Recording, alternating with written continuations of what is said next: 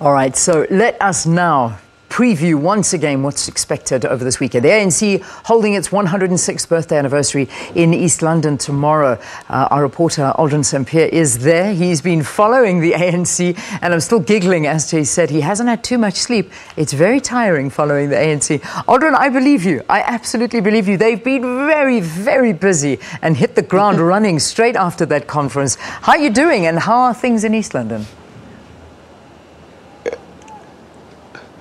Do you know what? I have to say that I'm struggling to keep up, and I think Jessie Duarte, they're used to this. They come with a lot of experience with regards to this. I was just asking her actually now that how many hours of sleep has she managed to squeeze in, and she says every day probably about 3 to 4 hours, sleep around 2 a.m.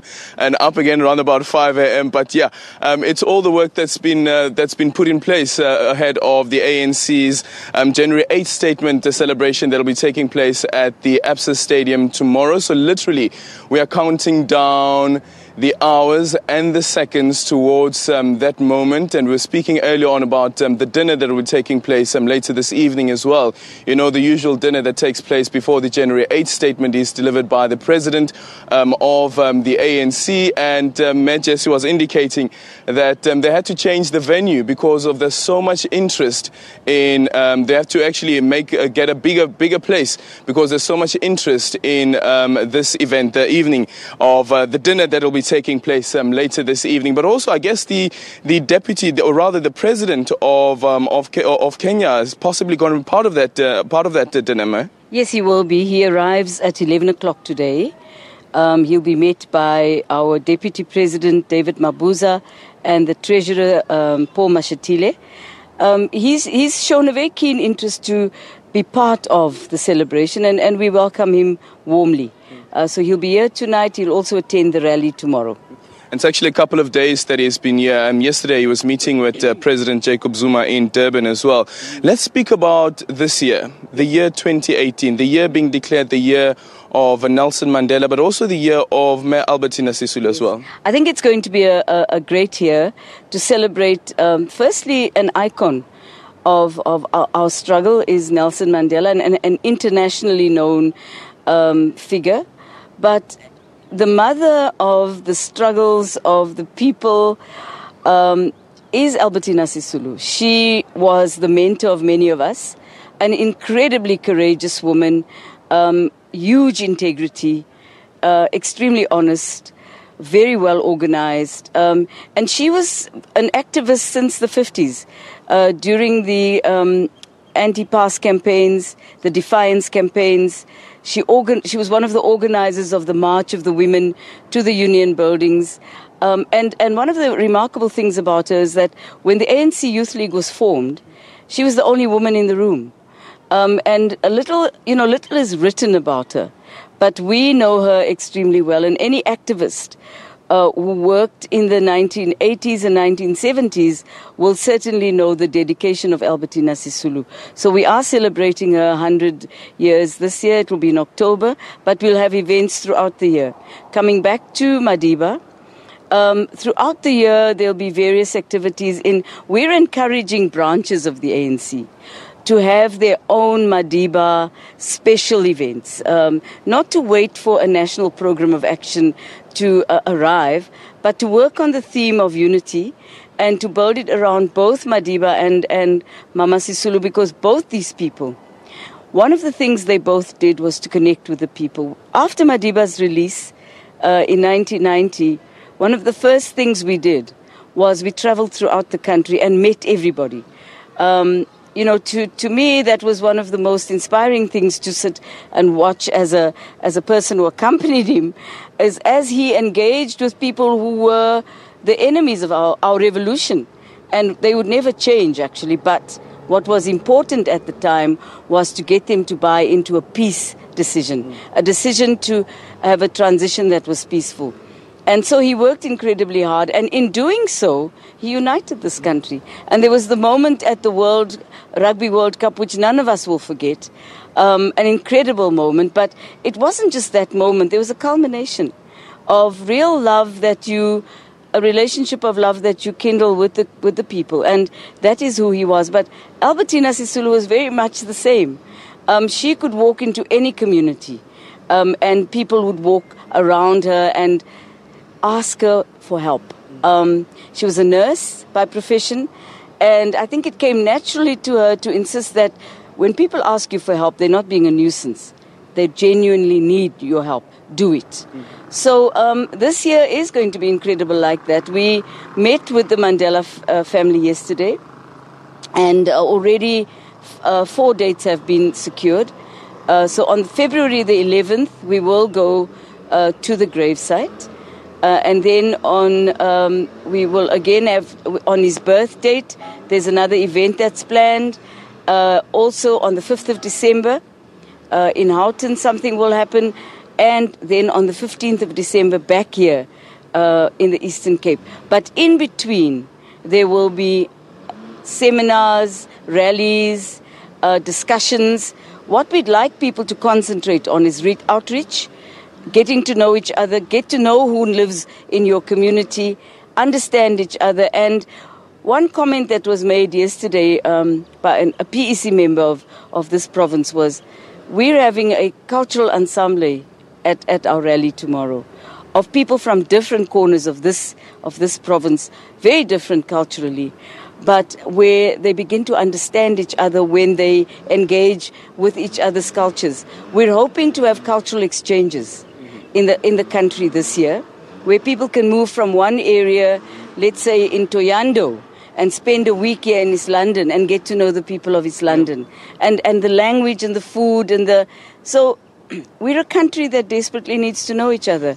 I just quickly want to bring you in on the year 2018 being the year of, let's just quickly focus on Nelson Mandela. And of course, a lot of focus will be on his legacy and those moments from 1991, 1990, leading up to 1994, the transition thereof. You were working in his office at the time.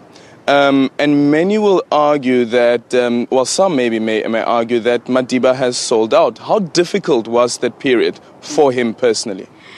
I don't think Madiba sold out. I think Madiba never, ever backed down on principle. And so he could compromise, but never on principle issues. For instance, I can tell you that when it came to the release of political prisoners and those on death row, there was going to be no talks unless there was a release of all the people on death row.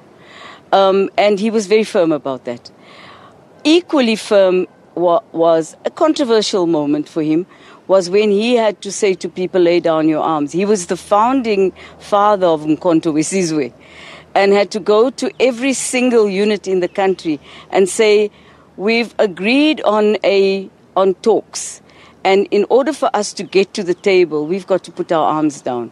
Of course, our side was saying, but there's an army out there who's fully armed. And what if we put our arms down and they don't?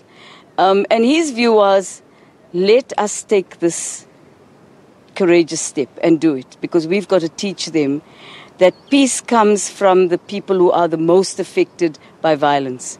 We're the people who need this peace. Actually, it was a good moment for him, for us.